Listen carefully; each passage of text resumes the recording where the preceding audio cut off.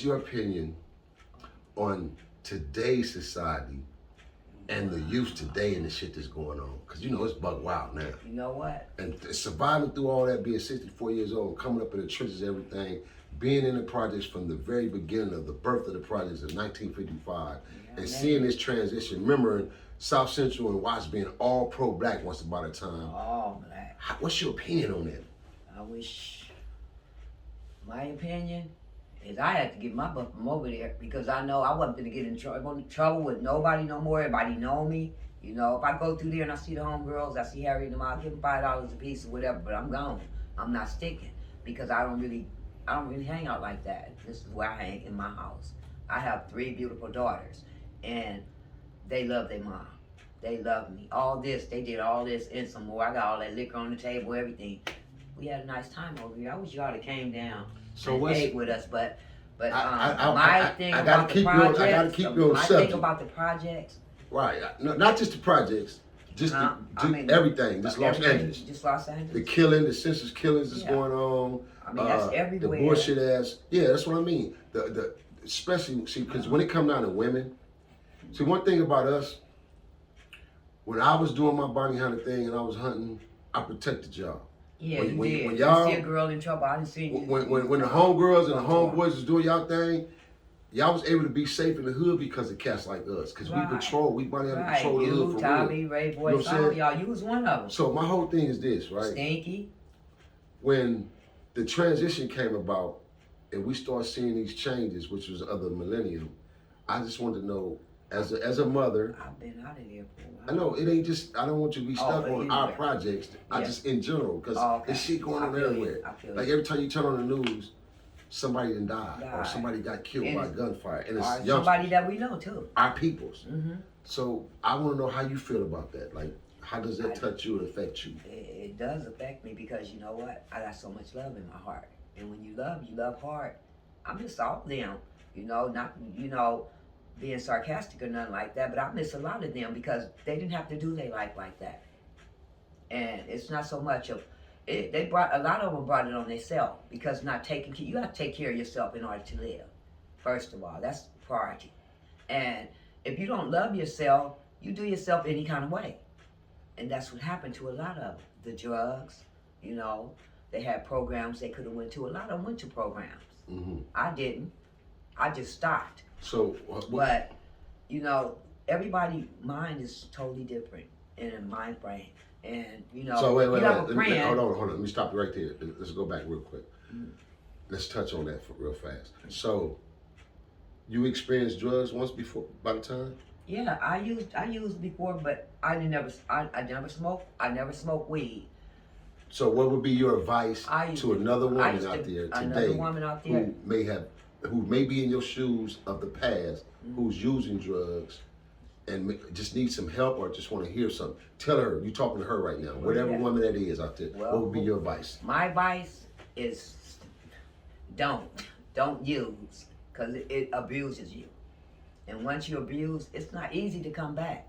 See, I didn't abuse it, but I have a whole lot of homegirls today that's abused and still doing it. And that's why they still stuck, because they abused it. Right. And they don't even look like who they used to. Pretty girls. I mean, beautiful. They don't even look like themselves. What was your turning point, El? What made you say, fuck this shit, I'm done, I'm tired? Because, and now that we touch it, before you answer that question, right, I just want to iterate right quick and say this. When I used to come to my hood, and like I told you, I was the first of the jump off of the Nixon Garden. I set off the multiple spots. I learned that from New Jack City, the movie. I was the first individual in my hood that had multiple spots. Not even my big homie DJ did this, and he was one of the biggest niggas in our hood at that time. But I had multiple spots. You feel me? I jumped in, I started that off. Even when I was a major D-boy, I loved her so much. I loved my homies, my big homies. I wouldn't serve them. You remember? I remember. I wouldn't serve her for nothing in the world. I told her, get the fuck out of here. No. He wouldn't. I wouldn't serve them, bro. For nothing in the world, I would not serve them a rock. And I admired that. I did. Because you know what, really, I didn't want to I made a lot of money. But I didn't want to make that money. And my mother said, you know what, Loretta? I feel you stopping doing what you're doing. And Charles Hamilton, when he come back to my house, I'm going to let him know. But it didn't have to go like that because I didn't accept nothing from him no more. But what was your turning point? My when mother, you said see, I have a real mother that talks to everybody in the process. She is everybody's mother. And I sit down and I listen to my mother. I had a conversation with my mother. I said, Mom, you know what? I ain't gonna lie, I'm high right now. But I told the truth. Mm-hmm. I got a titty full of drugs, you know. But I had to tell her the truth. So and my mother admired me for that. I need to know, what was the turning point in time when you just said, say, enough is enough? Like, was you sitting down one day getting high, or was you not getting high when you just said, you know what, fuck this, enough is enough. I ain't getting down no more from this point on. I went and got me, I always kept a job. And I went and got me a good job. I was Molly Maid, I was driving her car and everything. I'm going from Palos Verdes to, so they have to test you? I didn't have to test. Okay. I didn't have to, and I loved it. I made so much money. But what I need to know. But my turning point was, I'm looking at my mother, you know, and my mother telling other people, as an example. A damn good example. This is how and I couldn't lie to my mother. I couldn't lie to her. She knew me. She knew all her kids well. And I said, Mom, I got dope right now. She said, when I see Charles Hamilton, I'm gonna tell him. I said, Mom, I'm gonna tell him even better than you can tell him. I know you my mom, and I'm not gonna accept no more from him. And I never did. I never did. Okay, when you say accept from him, I didn't get no more packages from him. So by you getting the packages, that's how you was able to use. You was using some of your own product. I was using my own product. So when you told him no, that was it. Yeah, but all see, right. I was doing it for him for about a year, and at the time he gave it to me, I was kind of using then, but I wasn't using a lot because I always kept me a job. So when once you stopped taking the packages from him, then you stopped using as well? I stopped. Okay, then you was working your job. Mm-hmm. Okay, cool. I started working at the Exceptional Child Care Center right over here on San Pedro, right. and I got me an apartment right there. So yeah, TV Land, you're live, man, with South Central, R.O.E 2021, man. I am your host, Nino Cappuccino. And like I said, bro, see, I'm a prime example. When I used to roam my hood, and I see my homegirls and my big homies that I love genuinely. You want money? Money, here. Before I give you this, I'll just give you this, you go get it from one of the other homies. Fuck it. I'll give them the money. You can go buy it for somebody else. Or you can go to my spot somewhere and recycle it, but I'm not serving you. Period. I remember that. And then I used to tell my workers, if such come here, don't open the door for them, don't let them in, don't let them nothing. Then we had them big homies, nigga, gonna come in and flip the whole board over. Regardless of who you are. It didn't matter. Niggas would flip the board over. I know him, you know. I know, and he ain't gonna kill me. He might come bust me with something in the head or chase me, but he ain't gonna kill me. That's the homie. Niggas will rob your spot.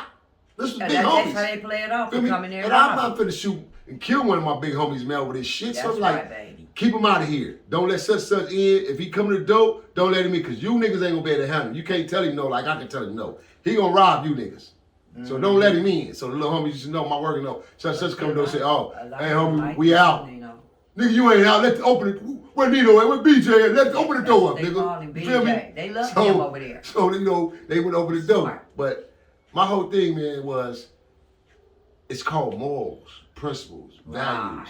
And me, I stood for a lot of shit, bro. And when it came out of my homegirls and my homies I loved, and I knew that this was a drug epidemic that we were in, and even though I was a part of it, still, I picked and chose, man, certain people, my peoples, I wouldn't serve them. I wouldn't serve them. And to be honest, a lot of my clients, even then, were interracial clients. I straight up, because I dealt in boats. That's love, though. I dealt in boats. So I fucked with doctors, nurses, businessmen, all kind of people with different walks of life. You feel me?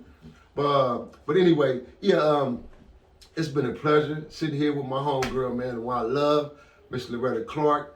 She has fulfilled the world with a lot of information, and I got a couple more questions before we get out of here. Okay. And now going back to the very beginning, how many housing projects can you recall and remember in your recollection when you first stepped into projects? Was it 5 buildings, 6 buildings, 10, 2, 3? You mean when I was old enough to know, or when I first?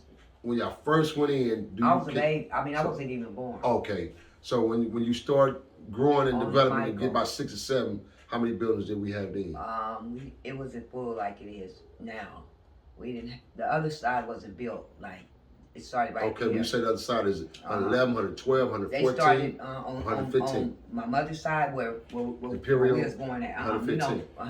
Right there, 114. 114 by the church. Okay. It started Hooper there. Love and toward all that. But Miss Lewis in them house was already there. She just had got that house, around the time that, we didn't have no sidewalks or nothing like that.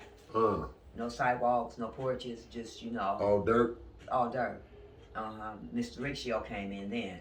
And it was Mr. Rickshaw. It was like 9 of them. And I knew them all because of my mother, And they really did a good job. They did the project. So when Mr. Rickshaw and them came in, that's when they came in and started finishing up the construction, the concrete and all everything, that? Okay. Everything. And it was really nice, the colors and everything.